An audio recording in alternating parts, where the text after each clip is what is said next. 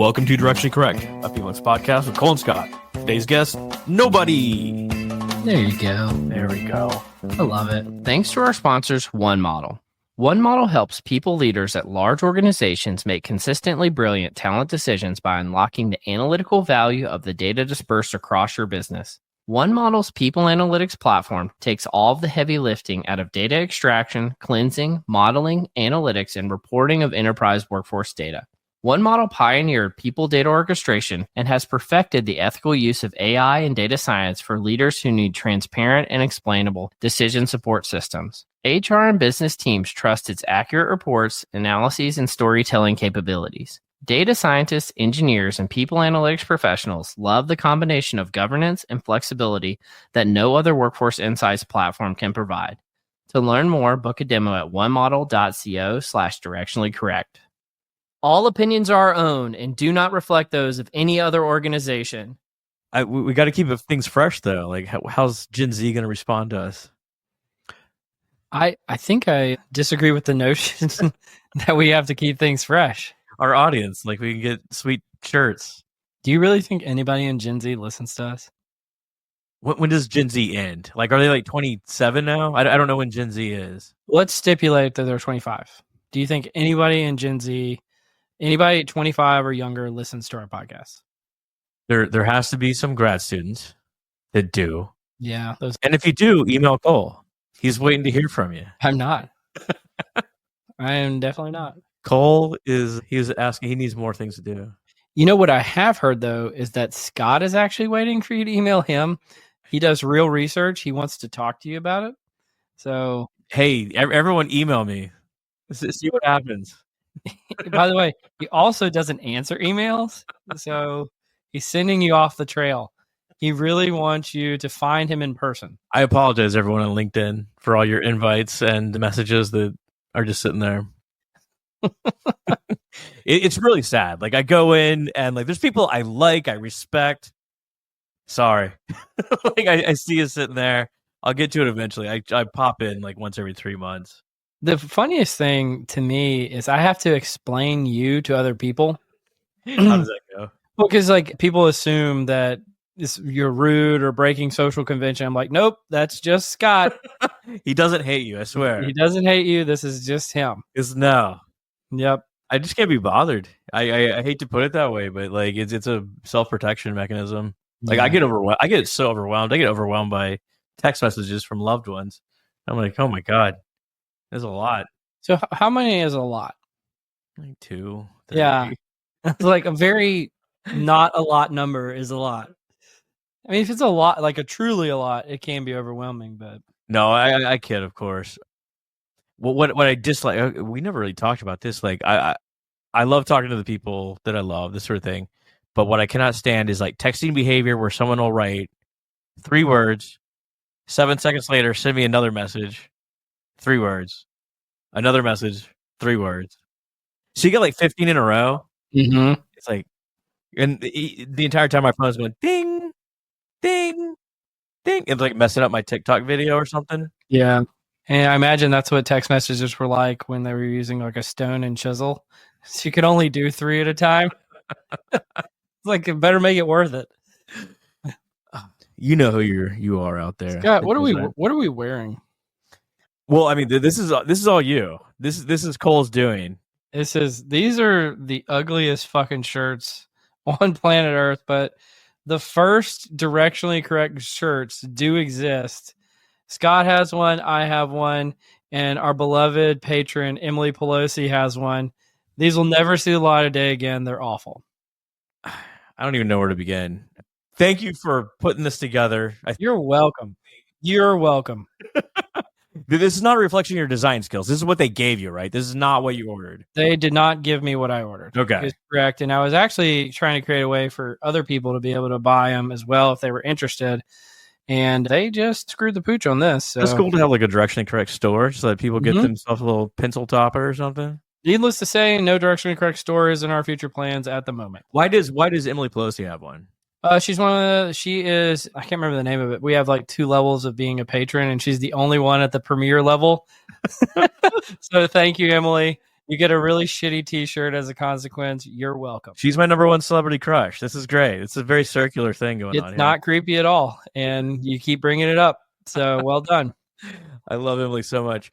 Can I be a level 1 Patreon? I mean, if you want to be, Okay. I might. I don't know. Yeah, all donations are welcome. Email me. We'll see what happens. It will. You got me there.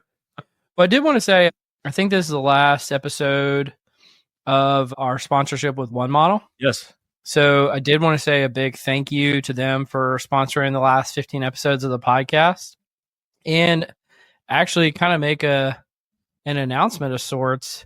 We will no longer be taking sponsorship of the podcast, which I'm pretty excited about. We're going to introduce a series that I'm calling HR Tech Voices. So probably maybe every 6 or 7 episodes, we'll have a vendor on and just get to poke around and hear what they're doing. But we're no longer going to have sponsors of the podcast. And partially that's due to the fact that we have some really great patrons like Emily and some others. But just really appreciate our previous sponsors. But I think this will kind of free up our ability to just let our creativity run wild. So I'm excited about it. But yeah, I don't know. Do you have any thoughts on that, Scott? No, I really appreciate, obviously, the support that other people have given us. It's allowed us to carry this podcast through and, take care of some editing and some house cleaning. And all this costs money, right? And we're not getting rich off this by any means. Time is money, baby. Time is money. But I mean, being able to have a little remuneration and being able to pay the bills is always a good thing to keep doing this. I always tell people when they ask me off the podcast what it's like, and I say really the only fun parts of the podcast are the actual recording of the podcast, but that's the tip of the iceberg. Everything else sucks and it's no fun at all. But what this podcast, I mean, I think you would agree with this. It would have ended if we hadn't taken sponsorship money, because we would have had to keep doing all this stuff ourselves, and we would just quit already. So we've talked to other people that do edit their own podcasts and take care of everything, that don't have sponsors, and we were doing that for a while. We were, and it's a lot. It's a lot of work. Yeah. So I mean, it really does power our ability to do this. So we're very grateful to them. But I'm also grateful for the fact that we're moving away from that, and I'm looking forward to this series that we're calling HR Tech Voices. We're going to get to hear from some cool companies. So what does that look like? I really don't know. This is more your brain. We're still kind of figuring it out, to be honest with you. But I think we've got 4 of them booked out for the coming year, and just talking to companies that are doing interesting stuff in people analytics and the HR tech space, and just hearing what they're about. Well, I think with Gen AI, just how fast things are moving. Just think how far we've come in the past 2 years. Yeah, I know. It's wild. We haven't improved at all. I agree. Us? Yeah. Well, you said how far we've come. I mean, we as a species, not we as a podcast. We may have regressed in a lot of ways, honestly. So Sky and I were just having lunch, and in the car ride on the way back, we were saying, because we're recording together in person today, we were saying man, we are just so mediocre in terms of doing this. And I just don't know if I can get any better. So I apologize and thank you at the same time. Speaking of just technology, I don't have the thought, that's a rarity these days, but around AI, we aim AI at, say, CT scans, and they can detect tumors, and you're wow, that's really fantastic. But we've also on the podcast, we've not debated, but had a lot of researchers on that talk about, there's a lot of phony data out there, kind of funny business going on with publishing because of all the pressures that are involved. And, dude, I got 2 things to talk about this today. You what? I got 2 articles to talk about this today. Well, I'm really talking about, I don't know, well, maybe this is part of your article and I'm having the same thought from someone else, but taking Gen AI and turning it on the publishing world, not only the things that are currently published, but the things that have been published, the whole repository. Yeah. We talked to Marcus today, and he talked about, he essentially discovered these impossible papers based on looking at, say, the SEM model, comparing that to the correlation matrix, which it should match up directly. Correct. Or just incorrect hypotheses in the paper.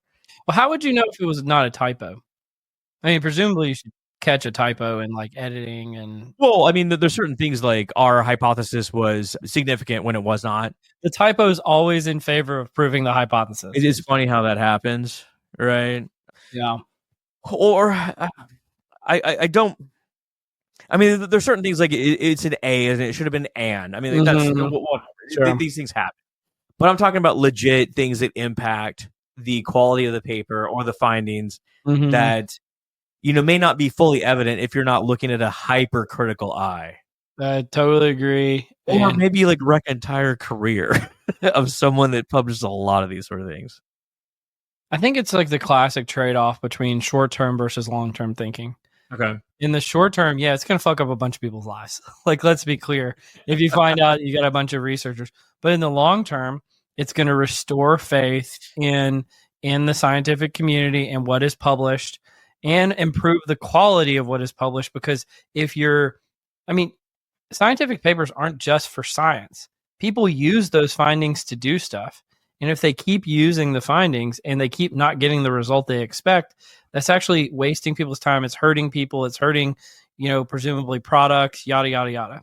I think that there's like a second level there too. Like, so say you take Gen AI or something like that and turn it out into the community. I'm talking like a Google Scholar or something like that. Collect all the papers on a certain topic, and you find the ones that seem to be, legit sources of information. Take those effect sizes, kind of map them out, and then you can see where the cutoff point is of where their papers are no longer being published, i.e. like insignificant findings just aren't going to be published. You have a better overall recollection of like what the overall effect of certain characteristics would be. All right.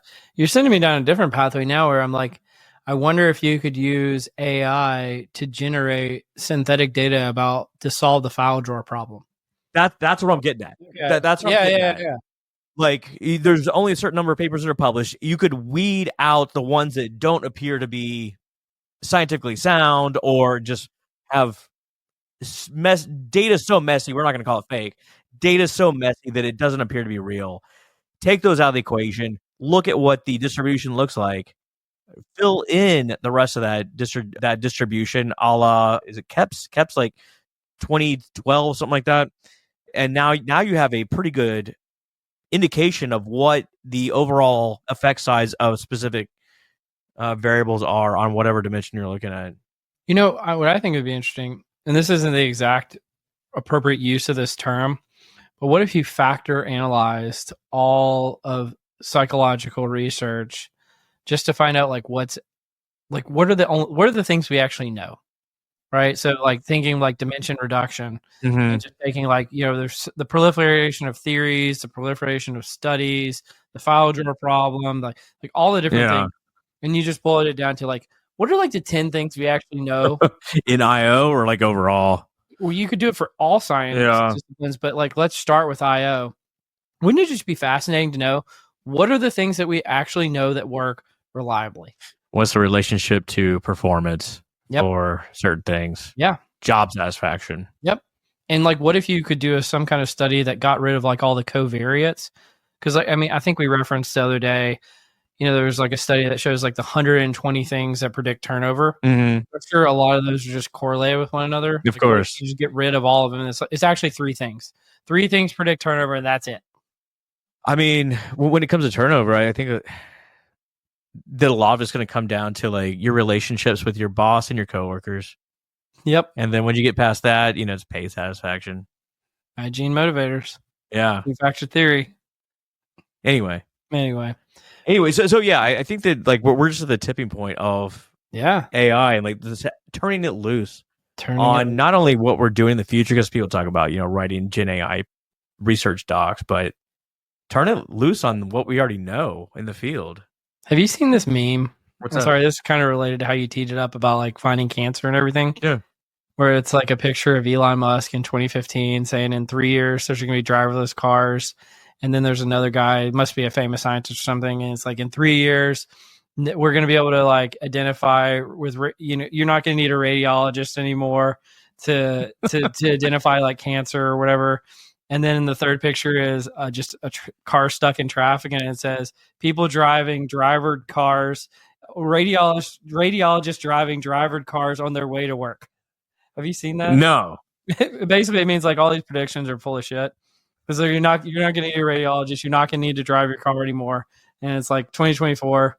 I guess none of that actually came through. True. I mean, there's an element of like I don't know, the researchers are saying that we're gonna have generalized artificial intelligence in 24 months anyway. So we're all gonna be out of a job. There's no need to study performance anymore. You realize we're always 24 months away from it? Yeah. 2 years from now, we'll be 24 months away from it. Who did we have on that like painted like a rather rosy picture? There's so many bleak stories about how we're not gonna have a job, but he was essentially saying that we're gonna. He was an economist we had on over the summertime. You talking about Ron Hetrick? I think so. Okay. Yeah. He's like, oh, it's just gonna change. Coworker. Ron, my boy. I actually don't remember, so I don't know. Oh, yeah. Anyway, so like maybe we have jobs, maybe we don't. We'll find out. Maybe we don't. Good luck, everyone. I mean, I always go back to like plumbers are always going to have jobs, so become a plumber if you really want to go. And actually, that's another one of the things that I have to talk about today in the nerdery. We can hopefully do like a marathon nerdery. Before we get there, though, we got accepted to PsyOp. We're going to do another live podcast at PsyOp again. Shauna Waters, Tara Barron. Shauna's a PsyOp fellow and very impressive person herself, practitioner, and Tara is a Michigan State professor and also happens to be the president of PsyOp. So I'm really thrilled about that. So I mean, they're okay. I mean, if your emails have bounced back from Scott, you've messaged him on LinkedIn. The one assured way that you can find him and ask him your questions is you got to go to PsyOp and come find him in person. I will be there. What would you say, Thursday at 4 p.m.? That's a good slot. I like that. We're moving up in the world, dude. Hopefully we get a big room. I'd love a big room. I would love. I mean, that's right before happy hour, especially the first night. First night's wild. The big room is scary because it can be a wild success or it can be embarrassing. Well, okay. Here's my thing. Once you get past like 8 or 10 people, it doesn't matter. It absolutely matters in a big room. In a big room, you can hear a pin drop if there's 8 or 10 people. No, I think we're gonna crush it having a bunch of people there. But we'll have to up our game. I mean, you remember first time, literally last session of the last day of the conference on Saturday. Then they moved us up a day to we were first session of the day, 8 a.m. when everybody's coming in with bloodshot eyes. And then now we finally moved to day one. It is I think that's last session of the day. It might be second. I think there's a 5 o'clock session, but this is even better. This is even better than 5. This is primo territory. Yeah, agreed. So well done, PsyOp. Thank you. They know what they're doing. They know what they're doing. They know who we are. Do they? I don't know. I'll tell you my first. You submitted it, so you sent me the text or whatever. Like, hey, we got in. You know, my first thought was like, which Patagonia am I going to wear? Am I going to wear my dress Patagonia? I've never seen your closet, but I imagine your closet is just one row of gray Patagonia shirts, and you're like, which one will I wear today? I mean, it's exaggeration, but you're not totally wrong. I mean, now there will be one Directionally Correct shirt amongst the Patagonias. I don't know if this is going home with me, honestly. This is going to get framed eventually. So put it in the Hall of Fame. Absolutely. Put it in the Hall of Fame. No, that's very exciting. It's always a good time when we do these sort of things live. Mm-hmm. We've done a few live ones outside of PsyOp, and now this will be the third live PsyOp. This is great. Live PsyOp. We might even do one at the PsyOp People Analytics LEC, which we'll probably talk about later. I wonder if we can get some like crowd participation, like sort of integrate them somehow. We'll have to think about it. No promises right now, but just kind of thinking about it. Well, again, to the point about the iceberg from earlier about the fun thing is recording, but the non-fun things are everything else. The thing about getting crowd participation is we'd have to figure out how to freaking record it because you have to have like a mixer at that point. And there's just so many different like little idiosyncratic things that go into doing this and making it work that nobody thinks about. So, and this is what gives me nightmares. I mean, I told you last time at PsyOp, I got there our recording was at 8 a.m. I got to the room at 5:30 a.m. and was still not ready in time for the recording by getting everything set up. So this is what gives me nightmares. It's greatly appreciated, but I can tell it puts you into like a mental pretzel. It like really you really dislike you. I think you like it secretly, like a sadist. I think you're wrong. I don't like it at all. I pulled down some things that I'd had on my list for a while to just kind of like talking points. And I can't lie, they're kind of dark. This is probably why they've bubbled to the bottom of the list and haven't. Well, maybe we can bring some light to the darkness. How about that? Number one, have you ever been in a fight? Yeah. You fought a kid or an adult? Yeah. I got suspended from school. Fought a kid as an adult? No, not as an adult. This was in high school. But yeah, You got suspended. Yeah. Nice. Not going into it. But yes, I have. Have you been in a fight? It was 2nd grade. Yeah. I can't remember his name, but I remember his face. Yeah. It was something about the swing set. I can't Never remember. forget that face. Never forget him. No, so it's a weird sort of thing, right? I've been in a few fights actually, but that's the one that is most memorable. What did you do? Like, why did you piss him off so bad? I mean, anyway, continue. Oh, okay. Here's a different one. Have you ever had a girl to tell you get in a fight? Go fight that guy. That's how you know you're dating a crazy girl. Yeah. Like, nope, not. That's run for the hills. I've seen it happen. It's never happened to me. Yeah. Yeah, you don't want that. You don't want any of that smoke. We know somebody that had their phone, like somehow their phone got stolen and had it tracked to some house in Monroe. What? And they knew where it was, and they were trying to send someone, trying to be as vague as possible. They're trying to send someone into the house to go get this phone from these people that stole it. I was like, that's a lot. That's a lot. Which is worse? We're at that time of year. You get these sort of Sarah McLachlan dogs shivering on the TV. In the arms of the angel. So yeah, you got the shivering dogs or the African children with the cleft palate. Yeah, I just don't see those much anymore because I don't have cable. So okay, that'll do it. Yeah. Almost everything I have now is streaming. The only thing I watch live anymore is like football, and that's where you get the commercials. Well, I mean that makes sense. What do you binge watch guy? Like go ham on something? I wish I could binge watch. My kids binge watch. That makes you happy. Like just go away. Gosh, like, well, no, it's not that. It's just, it's if I put something on the TV, everything. I don't know how to put this. Everything I watch other than football has curse words in it, so I can't watch the kids, which means they get the TV and I don't. So it's like, all right, well, this stinks. Anyway. I hear a lot of parents talk about like I watched this entire series in like 12-minute increments because every 12 minutes the kids come in and like need something. So yeah, oh, no, dude, like I can't do that. I just rather not watch. I'll do it after the kids go to bed.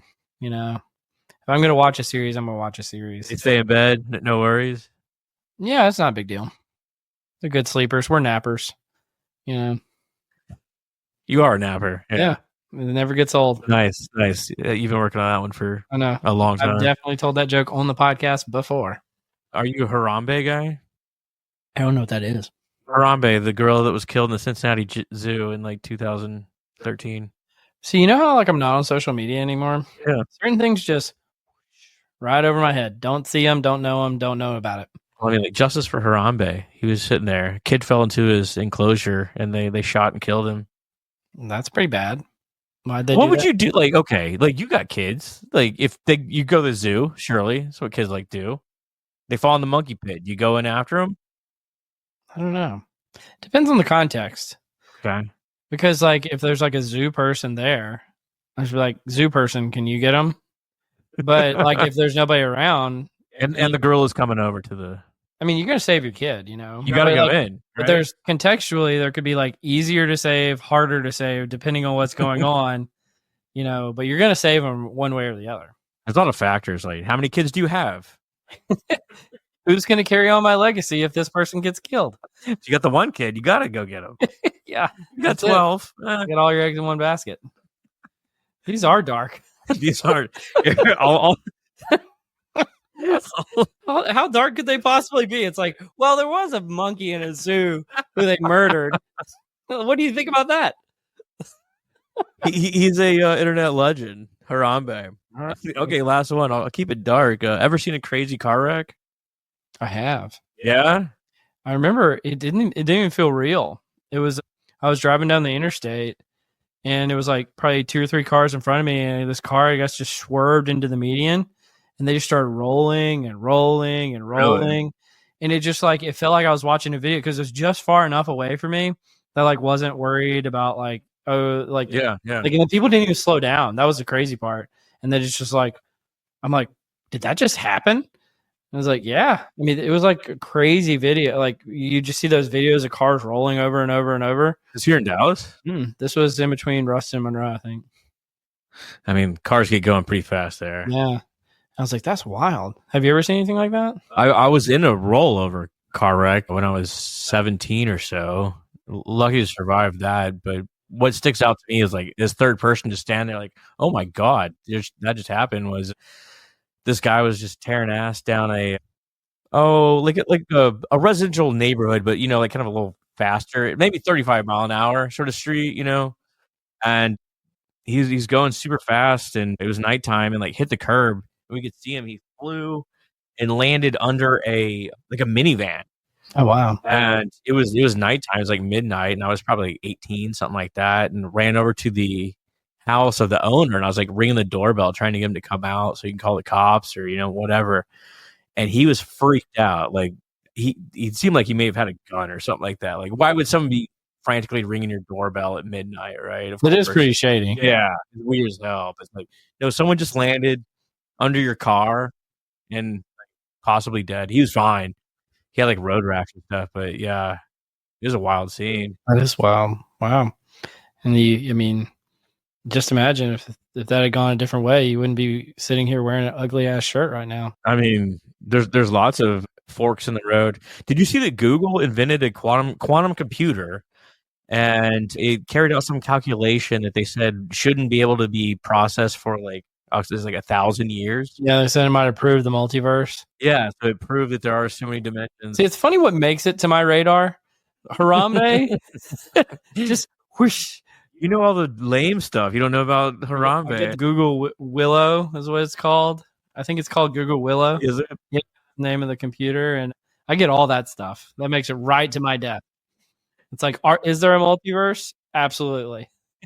I was at a conference in Boston several years ago, and this guy was like at MIT, like trying to develop a quantum computer. Maybe he's part of this Google Willow. Using qubits that stay in a superposition between 0 and 1, like it allows the ability to do more calculations. Look at you go, man. Well, I asked him about it. He's like, I don't know, we're trying. I was like, do you think you're gonna do it? He's like, I don't know. I have no idea how they do it. I assume they like super cooled computer. Yeah, like near like absolute zero or something. Well, we just tap into the multiverse. That's what we do. Yeah. It's like, okay, well, I'm gonna go do this podcast real quick about car wrecks in Harambe. Okay. Well, speaking of, I moved jobs again. So that happened. Yeah. Yeah. Well, what's crazy is what I'm psyched about personally is I can talk about work again on the pod. Yeah. Gosh, that was annoying. Yeah.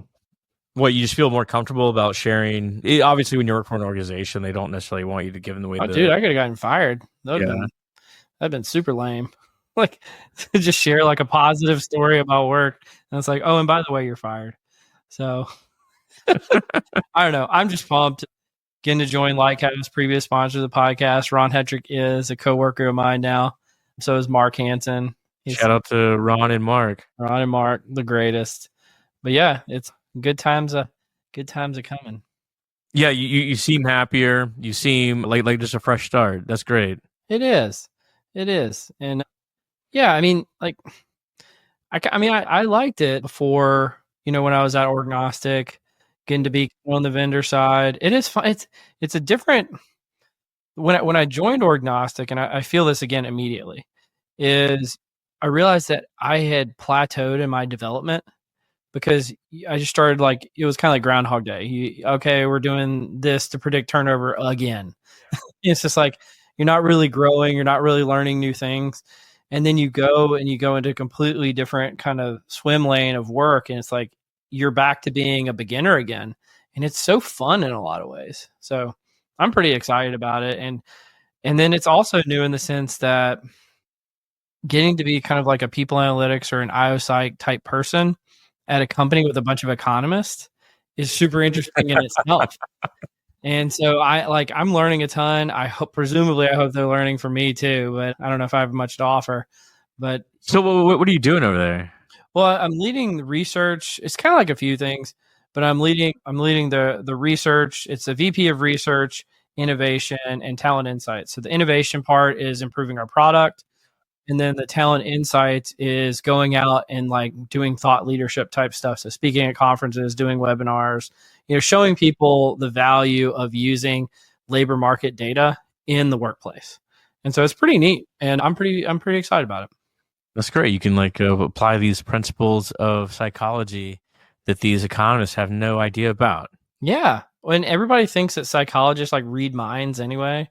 It's such like a old, hashed out joke where it's like, oh, you study psychology? What am I thinking right now? Like, okay, whatever. It's like, no, we just have this LLM that just told us all the variable relationships and we can apply it all here. No more need for our psychologist or anyone else. Well, I'm happy for you, man. That's great. It's always good to have a fresh start and learn new things and grow. Like I know plenty of IOs that have been doing, say, engagement surveys. They've been launching the same fucking engagement survey for like 5 straight years. Like, how is this any different from year 2? That's a really good question. And I just, I think this is actually one of the things I think is fascinating about psychology is the whole concept of individual differences. Like, I can't imagine doing that, but there's people out there that can't imagine not doing that.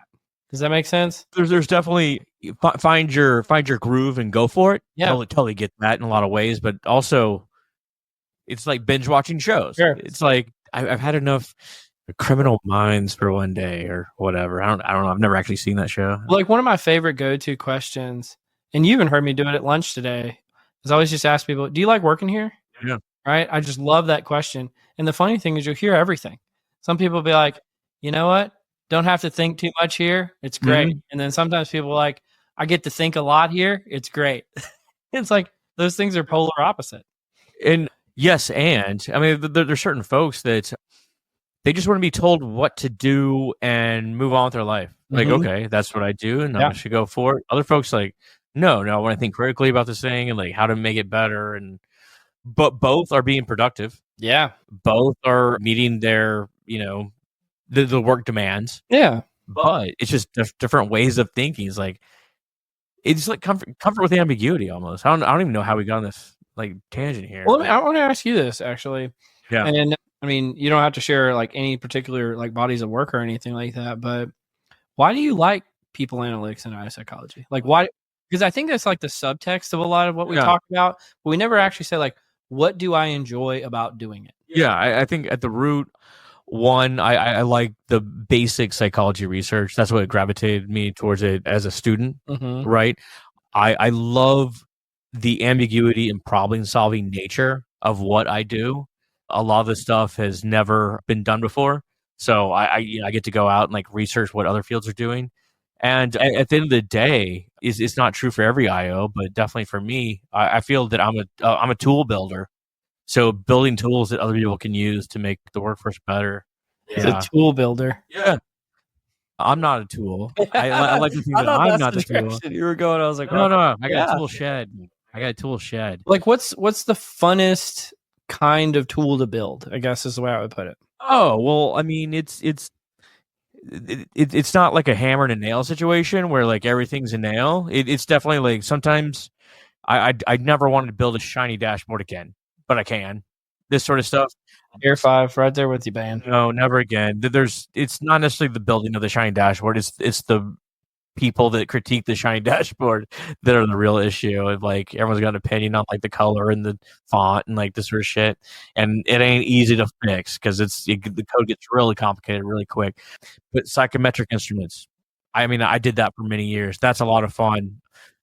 Even documenting it after a while, like you work yourself into a mindset of like enjoying this sort of stuff. At least I did. Let's see what else. Obviously, I got a bunch of network analytic tools. I've got the Scotty Hines R package. It just I forgot about that. The Scotty Hines R package. I've been updating it. Go to GitHub, get the latest version. I got a suite of exploratory tools that'll run through the major the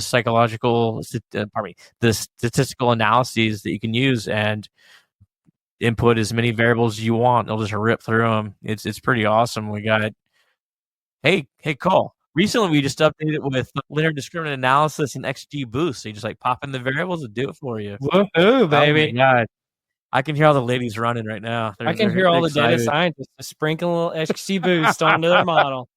Bring on the economists to shit all over it. Let's do this. Yeah.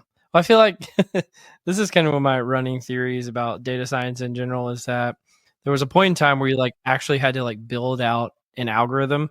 Yeah. And like data science required skill. And then there was a point in time where it was just like, you just needed to know that just throw XGBoost on it. Yeah. And then there's a point in time where now all you need in the future is to say, AI, build me a model. And it's like, it's progressively getting to the point where there's like, you used to have a ton of skill to no skill. You ain't wrong. Yeah. It all seemed to like culminate within the past, like maybe 3 or 4 years ago. You got up to like XGBoost. And then you got into this sort of ensemble modeling where it's like, maybe we'll combine a little random forest, maybe a little XGBoost. Maybe we'll do multiple XGBoost and then make a mega XGBoost. That's what I'm saying. Yeah. You combine all these models together to have the best overall result. And now you'd be like, I'll just throw an LLM at it. I'll just throw another XGBoost on top of the LLM.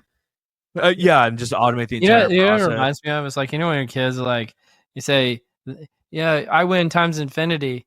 And then the other kid says, infinity times infinity. Ooh. It's like, and put XGBoost on top of it. You guys are using irrational numbers. What's going on? I don't even know what those are. I always faked it like I knew, but I never knew. No, that's I don't even like. Congratulations on your new job. I think that's where it all started. I don't know. It doesn't even matter at this point. Doesn't matter, dude. You want to pop in some? Well, I do have a question for you, real quick, before we get into any confusion matrix or more darkness. Yes, I am a Harambe guy. Are you? What? Okay, can we circle back? What is a Harambe guy? What does that even mean? I don't know. It's just a question. Okay. Do you like Harambe? I guess. Are you tall? I'm a Harambe guy. I don't know. It's whatever you want it to mean, I suppose. Okay. I'm lost. Well, I was gonna ask you, we're entering a new year. I think when this comes out, it'll be the new year. Do you have any resolutions? Anything you're looking forward to in 2025? I mean, obviously, I have work things that I can't talk about that I'm really, really excited about. Boom. I'm excited for the PSYOP. Yeah. Coming up, we have at least one. We're going to be presenting. We have a session. I'm expecting a second session. I think you have 2 sessions as well. I have a second session as well. What we talked about, also going to the PSYOP. What are you putting together? Yeah, so I think I'll probably bring Stephanie Murphy back at some point to talk about it because she's co-chairing. Co-chairing it with me. But Alexis Fink reached out a while back. She's the president of PSYOP and asked me and then Stephanie to co-chair the PSYOP People Analytics Leading Edge Consortium, which is going to be next October. We have a just stellar lineup of co-chairs who will also be presenters. And it is going to be just the bomb.com People Analytics Conference. And who knows, maybe there'll be a live Directionally Correct there. So we'll see.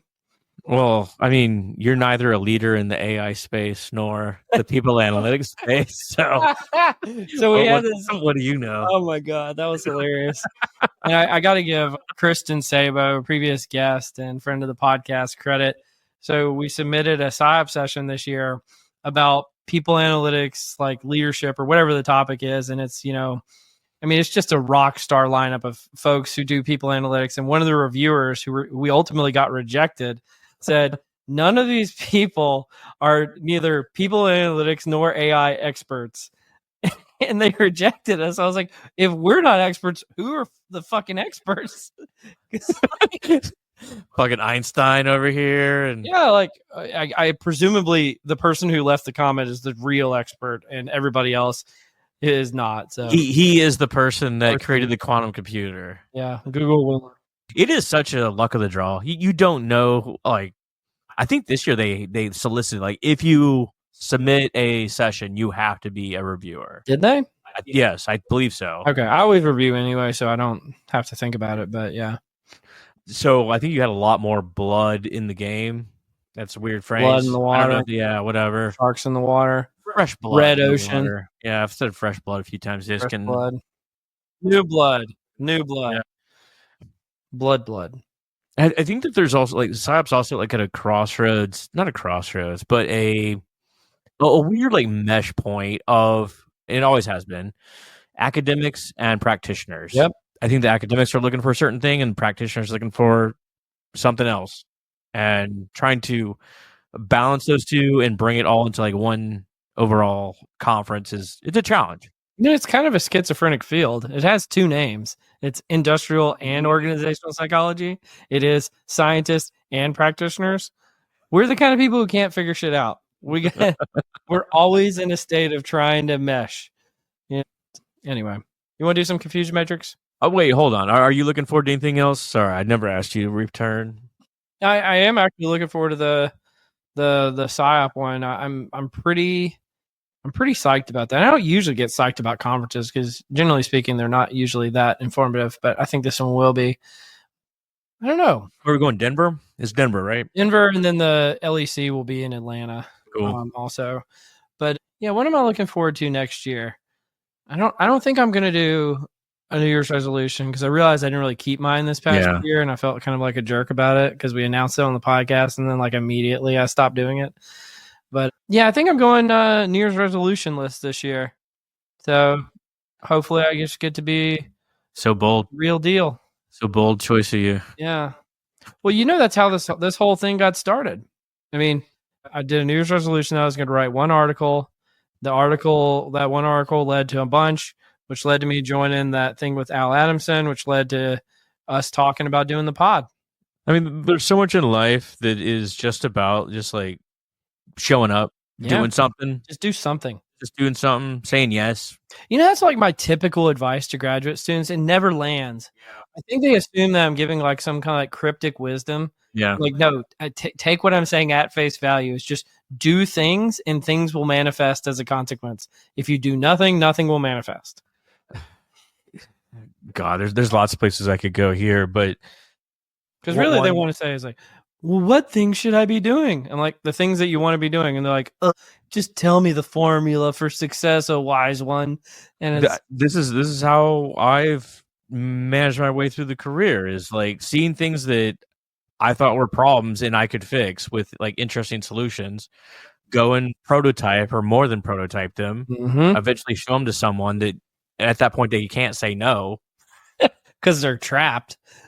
Well, I mean, like you've already built something with like really strong proof of concept. And it's like, well, at that point they're gonna say no. At the beginning they'd be like, no. Yeah, but if you already done it, you're too far gone. Sunk cost fallacy. Just like once again, having the motivation and it's not even strategic. It's just like the joy to do it on the weekends and nights because you enjoy it. I'm not saying everyone has to do it, but I think that actually cuts through a lot of the baloney out there. Is like, if you actually do enjoy something, you'll just do it anyway. Yeah. Right. And so if people are like, oh, but I'm not getting paid to do that. And it's like, well, it's probably not what you should be doing because you don't really sound like you're into it. Yeah. If you're going to wait for someone to pay you, it's just not going to happen. You're going to wait for somebody to pay you to do a podcast. Probably don't do the podcast. You can come down with a cool $1,300 a year. It's going to be sweet. Ooh, some of that after-tax money. Oh, it's so good. Yeah. Like grad students out there, just take calculated risk and go do it. I think we already established nobody Gen Z is listening to the podcast, so not graduate students. Maybe we have some non-traditional students. Maybe some 40-year-olds going back, getting that master's degree. Good on you. Good on you. Years ago. Continuing your education. Well done. You want to do some nerds? The nerdery. You want to do nerdery or are we going to do confusion matrix? Or was the dark I have no confusion matrix. We already did it. All right, no confusion matrix today. Womp, womp, womp, womp. We already did. Like I can do it again. Like, are you a Harambe guy? No. Oh, okay. Not doing that. Okay. All right, let me hit you with one, and then you can hit me with another. Sure. And then we can kind of, what do we call it? Trading blows. Trading some blows. I was actually going to cover this the other day, but didn't get around to it. Sounds risky. Another Ethan Mullet classic says, people don't realize that AI labs mostly do lab things, shipping models to beat other labs. AI is a general technology. They have no idea what the ideal use cases for your job or industry are, or how good their models are at those things. You have to figure it out. And he keeps going on and on. But basically, I think people are waiting on these magical AIs to come in and disrupt people analytics or data science or what have you. And essentially, his point is it's not going to. It's going to create somebody who's using the LLM that has that domain specific knowledge to build the use cases. The LLMs can be used to do other things, which is another reason why I think it's going to come for plumbers last, is because no plumbers are building out the plumbing LLM use cases. Yeah, I mean, it's if I had to put it in like people terms, I call it GMA. It's just general mental ability, right? It's just built for all around purposes. Which, if you are building like a product for everyone to use, yeah, like you don't want to limit it to just one special sort of use case. It is kind of wild to think about in those terms. Like it is just general mental ability. It's generalized intelligence. Yeah. Has there ever been a product that was just intelligence? Even if it was poor, has there ever been a product that was just, it's just intelligence in a nutshell? I don't even know if I can wrap my mind around what you're saying. Exactly. It's just so profound. I mean, like, a good mood if you can't tell. Is it you are? I think you got the caffeine going or something. Yes.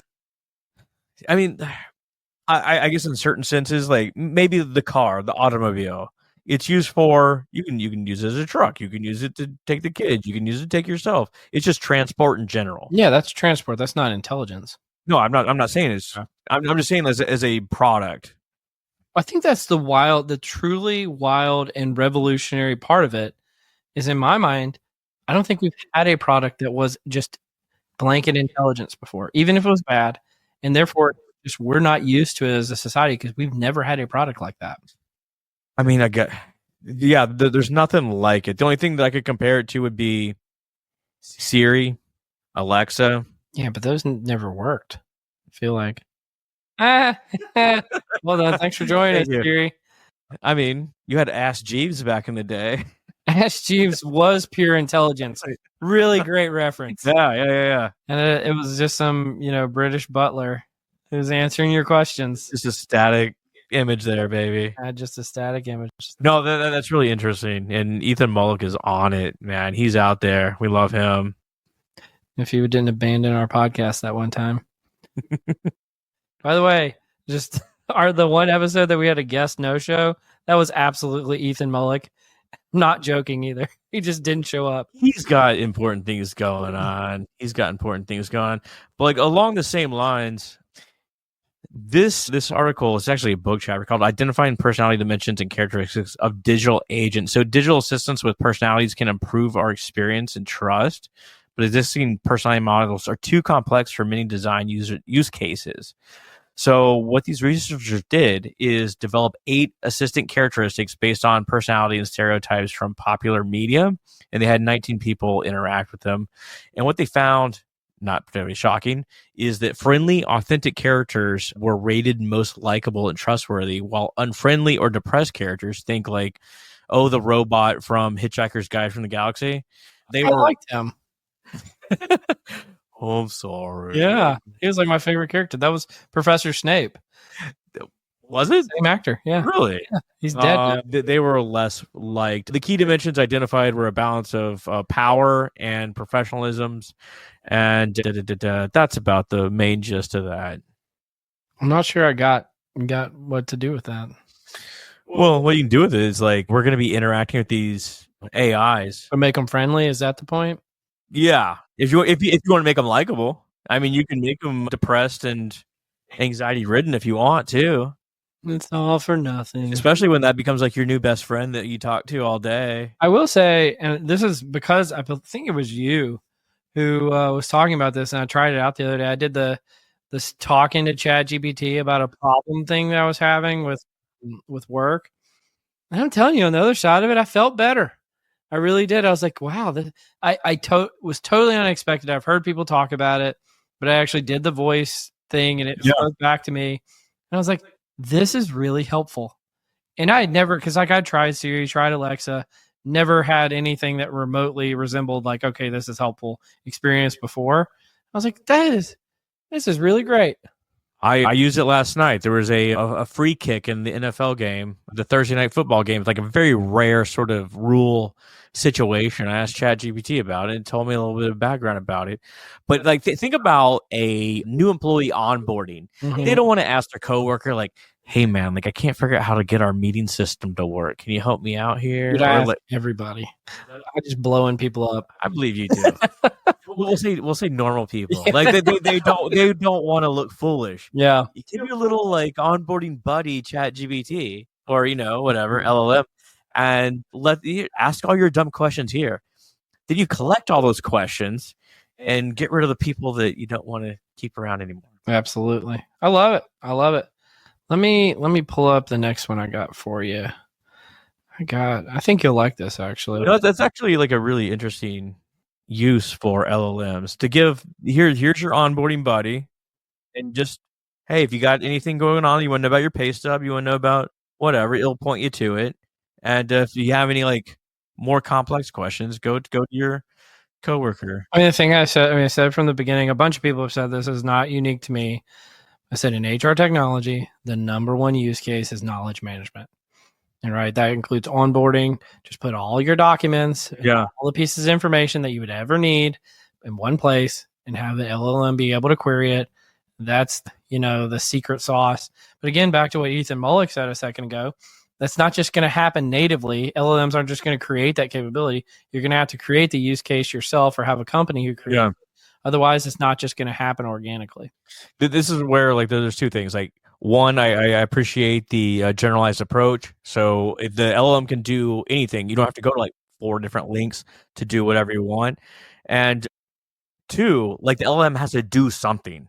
It can't just be like, oh, well, I'm just going to like give you some like little thought exercise. No, it has to like produce a document. It has to like help you do something in some way. Well, and the other thing too, and kind of we were talking about this at lunch today about, is it a tool that my golfing buddies would use? Yeah. Like everybody would use this because it actually, you don't have to look dumb to use it. Yeah, that's why it'd be a good onboarding tool. It's a great onboarding tool because it's like, ask all the secret questions you're too afraid to ask and the LLM will answer it. And it's like, it's the perfect set of incentives for why people would use it versus some things that you're creating. Yeah.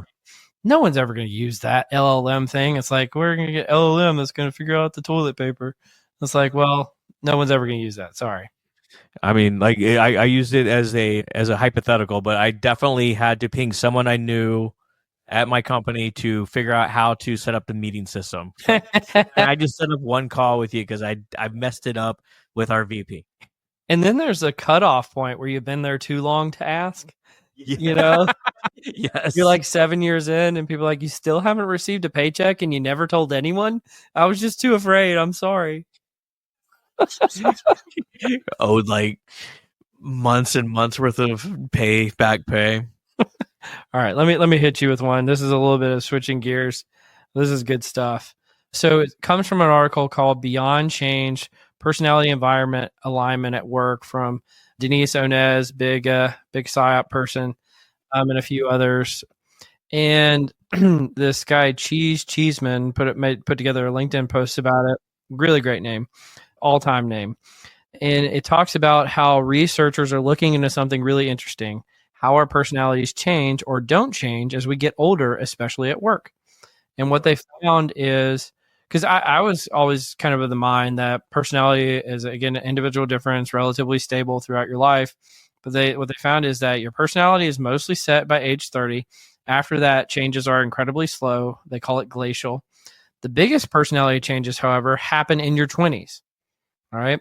And once you hit 30, your personality tends to stay quite stable. But between those two ages of 20 and 30, that's the time where work experiences and life events like getting married or changing jobs are the things that are likely to change your personality, which is fascinating. Interesting. You also have the frontal cortex finally fully develops at that point too. So once your brain is solidified, pretty good. Did you go through any like big changes in that period that you noticed? My riff on this is there's a reason why when you're like, they say like the peak age to join a cult is when you're 25 years old. And it's because you're going through, I guess your brain is finishing its development, but also you're going through the most personality changes at that time. But you're also the most kind of what I just call out to sea, right? You're not who you used to be. You're not your identity of who you were when you were growing up, but you haven't achieved the identity of who you're going to be in the future. And so all bets are off. You could become anything. And that's why the cult leader just swoops in and says, well, you could be one of us. Yeah, I mean, your 20s tend to be like much more turbulent too. Like you're changing where you live. You're changing, partners or whatever. It just tends to be a lot, or you're like moving from job to job, trying to prove yourself. I mean, it just tends to be like a much more stressful and turbulent. Turbulence is a good way to put it. It's like much more change going on. I feel like everything kind of goes dialed up to 11 in terms of how, like, 20s kind of suck. Yeah, they kind of. I mean, they're really great in terms of like you're in your peak physical shape and all that kind of stuff, and you're probably never going to know more than you know then. Yeah. But you're also like completely lost, and it's very challenging. No one has any value on you. You haven't proven anything yet. Well, you go through like all of your educational, learning, and each time you remember you become like a senior in high school and you're like, yeah, I'm the big man on campus. And then you become a freshman in college, like, I'm the small man on campus again. And then you join the workforce and you're like, I'm going to be on the low end of the totem pole for like forever. And then, 15 years later, you're like, oh, maybe not so much. I got 40 more years of this stuff. Yeah. Like, oh no. Oh, God, I'm going to do this till I die. What am I going to do? And that's why I ask everybody, what do you like about working there? No, in reality, like if you talk to a grad student, what you got to tell them is like, do what you want to do. Like, what do you enjoy? If you enjoy talking to people, go be a consultant or some aspect of that. If you don't enjoy talking to people, go be an engineer or something like that. Because if you do, you cross over, you ain't going to be happy. It's going to be a long, miserable life for you. You're going to be like Sisyphus pushing the boulder up the hill. God. Up the hill. Up the hill. Okay, I got something that'll bring a smile to your face. So, Hawaiian monk seal died after a battle with toxoplasmosis. Was his name Harambe? We do know his name, though. So, toxoplasmosis spread by cat feces is a leading cause of disease in critically endangered Hawaiian monk seals. There's only 1,300 left. Boy, I overwrote it. But essentially, like this seal ingested some fishing net and fishing equipment, and they had to put it down. After he also had toxoplasmosis, which I feel like the fishing net was like probably more dangerous to him. But they urge cat owners to keep their pet indoors and dispose of their cat feces so it doesn't leak into the runoff and get into the seals. Yeah, it goes into like the mussels or something that the eat in the water. Are you okay, man? Everything you've brought up today is just depressing as hell. I'm trying to make it funny, though. I'm trying to, the seals are dying. I thought you would love a good toxoplasmosis story. They suck. There is no purpose in life. We're all gonna die. Like, come on, man, help me out. I'm just over here giggling about everything. There is no purpose in life, probably. Oh my God, Scott, come on. All right, let me hit you with something else before we really go off the deep end. This actually might contribute to your depression. All right, let's find it. This is actually one I read the whole thing, but it was a little while ago, so I'm going to do my best to remember it. It's called The Algorithm and the Org Chart, How Algorithms Can Help Conflict with Organizational Structures. And I just thought, and this is from the proceedings of, I don't know what ACM stands for, Association of Computing Machinery. So this is clearly like a computer science journal. So this is not, what I always find is when other disciplines are doing kind of like psychology or people analytics adjacent research. And what they found is essentially that if your org chart is essentially how a loose abstraction of how decisions are made in an organization. Obviously, you do a bunch of O&A research and realize that there's alternatives to that. But again, these are not folks that are. I mean, they structure the organization for a reason. Correct. And presumably, if you worked like a true pyramid, that decisions move up the pyramid to get made. And what they found was that algorithms, and specifically algorithm-based decision-making, was superior to human-based decision-making. However, and this is the tale that's as old as time in people analytics and IO psychology, that the thing that actually decreased the level of adoption, even though superior decision-making was made by algorithms, was the org chart itself. So when it came into conflict with different priorities of different groups or different leaders in an organization. And so essentially what they're arguing for is that the algorithm should basically be in charge of the whole company, make all the decisions, which is the stereotypical computer science answer to everything. But what I thought was so funny is that another discipline finally came to the same conclusion that, oh, it's not just about finding the right answer. It's about being able to influence the adoption of the answer with people who aren't necessarily on board with it in the first place. I thought that was really interesting.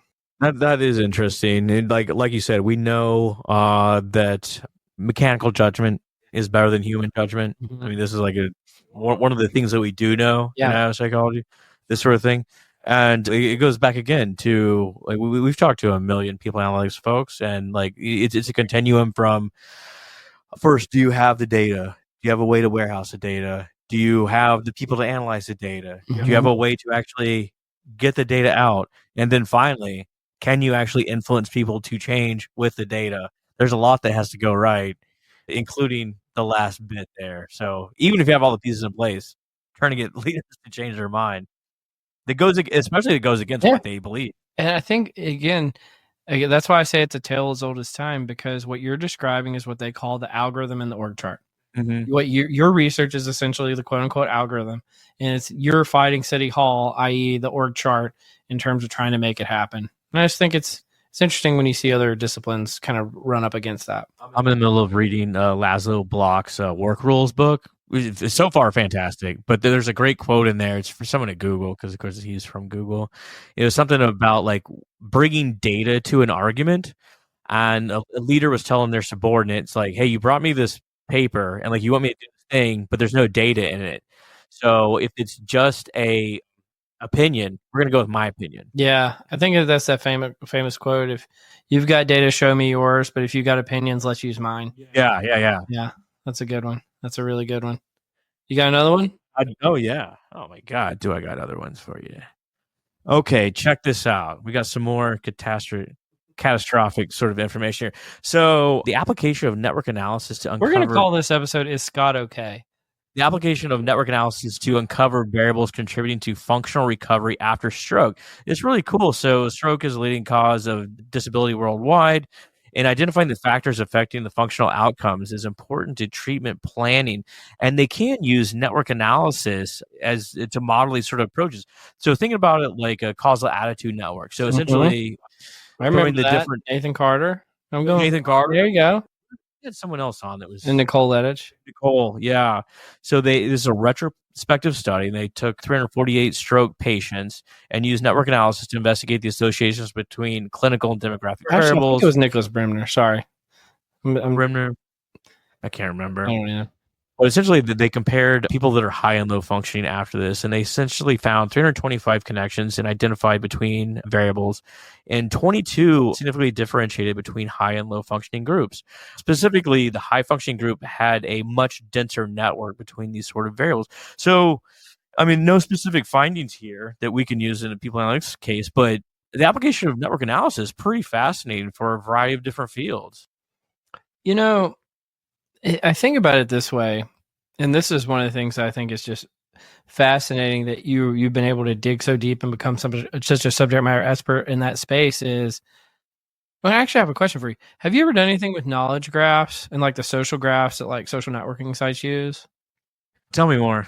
Well, essentially, like the whole premise behind like why Facebook popped off back in like the 2000s and other social networking sites didn't is because I don't know if they invented or they just started using for the first time what they called the social graph, which is just basically a huge O&A on steroids. Okay. Who's linked to whom, and what are all the connections, and how you can use that to disseminate information to make people like each other, get connected, and honestly make the apps more addictive too, and all that kind of bad. Yeah. But and then I hear about like knowledge graphs, and then I hear about O&A, and it just seems like there's like, I don't know like the right words for it, but like, let's call it like the pre-network revolution was like everything's just linear.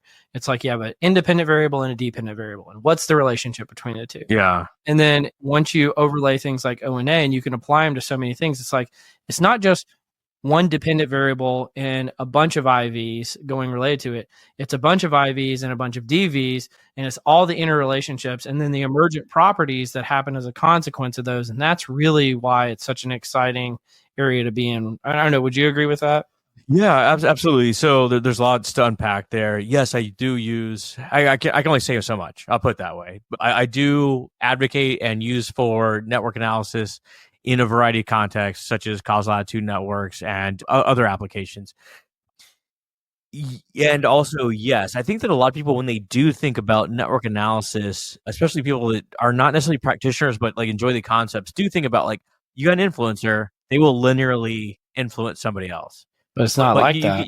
it's not like that at all. That they're going to be connected to a ton of people, and you got like feedback loops, so connect to other people that you can also utilize that. Mhm. There's concepts such as the horizon of influenceability. So you're talking like two people away. Like I know you, Cole. I kind of have a pretty good idea of how you behave. You have other people in. No, not really, not you.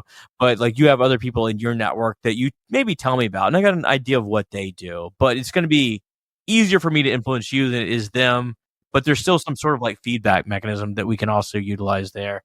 There's just tons of applications, and actually a lot of the principles of network analysis, some of the more emerging ones, come from the biomedical field, like how neurons actually interact in the brain, how proteins interact. It's wild.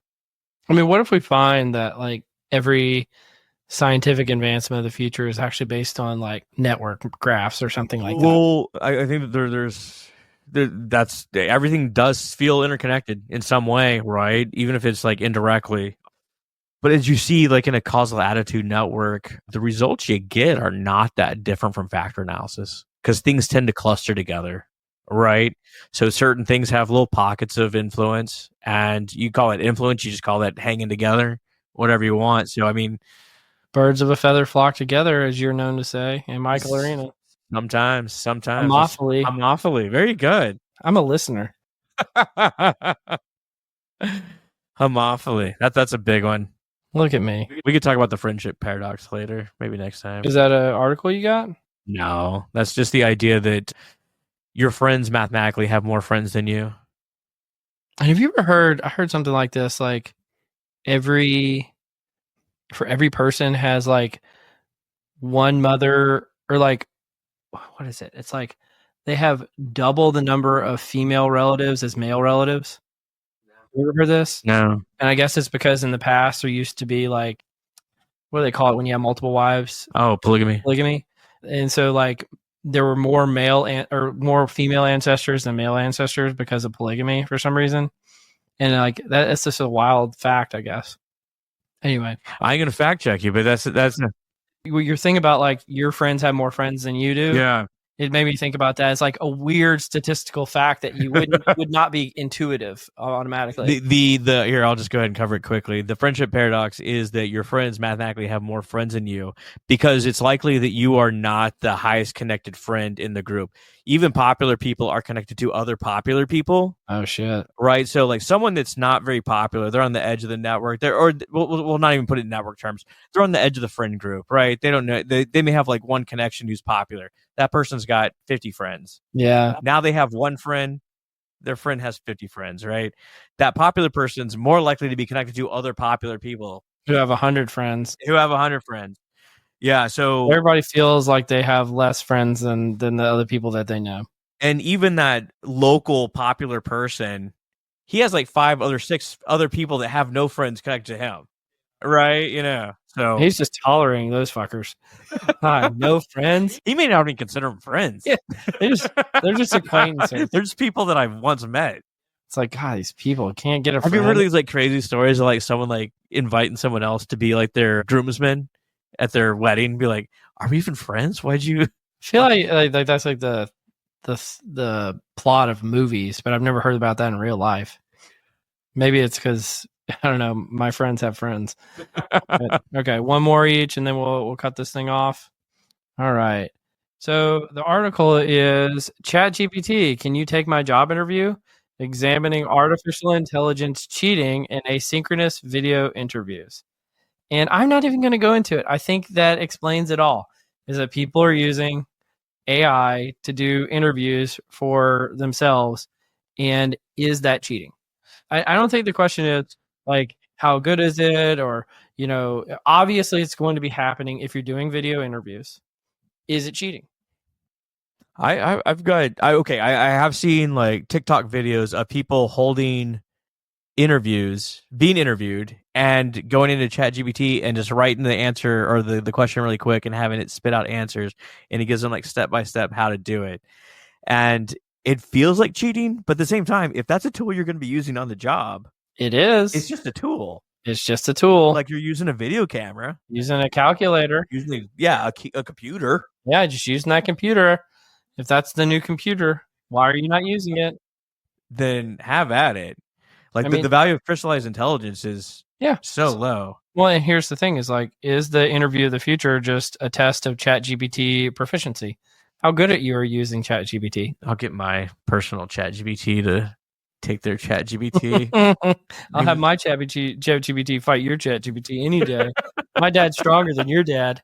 Is it like, okay, it's the whole education model is crazy, right? Like, what are we going to do with this in the next few years? And this just adds credence to the idea that social skills are more rarefied than any other skill out there, than technical skills anyway. And hiring for those is going to be a premium. Absolutely. Actually, can I hit you with two more really quick? Yeah, hit me. All right. One is, and I already hinted at it earlier, is from Rob Briner, the big evidence-based management guy. We've talked about a few of his things on the podcast. Approximately 1 in 7 scientific papers are fake. There you go. Right. And this is he's saying 1 in 7. What's that? 14%, something like that. Yep. So it's not quite Crede level, but it is showing that of the studies that they significant. Yep. And it is significant. And then on kind of a related note, friend of the podcast, previous guest, Keith McNulty, published he's amazing. Published an article called Can a Horse Do Math? And it's talking about the famous case of the horse Clever Hans. Yeah, he would stomp out as long as he saw you. As long as he saw you. And so what they were able to do to figure out that how Clever Hans was able to know the answer was because it was basically, I think, through explicit and implicit cues that the questioner was asking. Yeah. Was kind of prodding him to know what the correct answer was. And so if he separated the questioner where he couldn't see anymore and the questioner actually didn't know the answer anymore, Clever Hans was not so clever anymore. And it makes you wonder how much of scientific research suffers from the Clever Hans problem of people wanting to find something or knowing that they would be rewarded for finding something, and then they find it, and then they Clever Hans that way all the way through the publishing process, and lo and behold, 1 in 7 scientific papers are fake, and the 6 of the other 7 suffer from Clever Hansitis, and that's where we're at. I didn't think about it that way. Like there are so many articles that are published with like pedestrian sort of findings. You're like, yeah, okay, we know that like not enjoying your coworkers is related to leaving the organization, right? Like having bad experience leaving the organization. But I always thought it was like people are faking novel findings, not things that they would just expect to find and no one's going to question it. Well, this is what gets back to my point from earlier in the podcast about doing a factor analysis of all the research to say, what do we actually know? What's not suffering from Clever Hans and what's not suffering from just deliberate faking, you know? And this is what I was saying too. Like you just like turn an LLM on. It's like, you know, your findings are impossible. Just sprinkle XGBoost. Yeah. We'll figure it out. You got one more for me? One more. Yeah. We'll end on a high. I won't be too down this time. So is this an accurate breakdown of what the South is? So have. Now we're getting into my territory. Yeah. You got the deep South from Mississippi all the way to South Carolina. They call the South.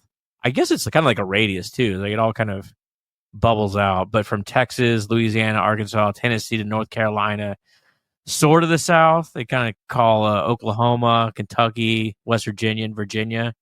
And everything else is not the South, except for Florida, which is just called Florida. See, it says not the South, and it says Washington, Ohio, and Maryland. Or maybe that's just, am I colorblind? Oh, I'm definitely colorblind. Okay. I thought those were different colors. Does it look accurate to you? No. Oh no. What do you think it is? Well, the thing is, you almost have to do it on like a county by county basis, right? Because I'm telling you, Kansas and rural Missouri and rural Ohio And a lot of these in Pennsylvania, rural Pennsylvania, there's a lot of southiness there, right? But that's not the South. Not the South. But the other thing is they have Louisiana as orange, which is the South. And then they have Mississippi as red, which is the deep South. And I don't think anybody thinks that Louisiana is not the deep South. But then I think about it and I'm like, okay, all of this is the deep South, except for maybe Texas and Florida. And Texas Florida, has often been like an edge case in a it's lot always of been an ways. education. Florida's just Florida. It's its own like animal. And then all the ones in, well, actually I would say Oklahoma probably is the South, and they have it as like sort of the South. But then like areas like Virginia, I can't get behind Virginia being the South. I can't Virginia do was it. like historically Yes. the South, but not culturally at all anymore. No, even North Carolina. Yeah, I guess it is. It kind of South. is. That's why, I mean, they still sing Wagon Wheel in North Carolina. Oklahoma, no, I wouldn't call that the South. It is something. It's definitely not West. It's definitely Yeah. not like Midwest. Yeah, I mean, I hang out with plenty of people that are from Oklahoma, and they don't seem like they're from somewhere else. I would lump in Tennessee. Yeah, I think it's pretty good representation. I probably Louisiana is deep South. It is for sure. Other than that, anyway, man. All right, that's a fun one. Let's end on a high note. Well, I don't know. Anything you want to leave us with for our first Colin Scott of 2025? Hey, looking forward to a great year. Good to see you, bud. More life podcasts, more fun to be had. Absolutely. You've been listening to Directionally Correct, a People Next podcast with Colin Scott, and today's guest, nobody. Directionally Correct is dedicated to you, our listeners, to help educate and entertain you on how to effectively do people analytics. By supporting this podcast, you are helping us continue to provide valuable insights and knowledge to our listeners. Please consider becoming a patron of the podcast. You can find the link to sign up in the show notes or at patron.podbean.com/directionallycorrect. Thanks for your support.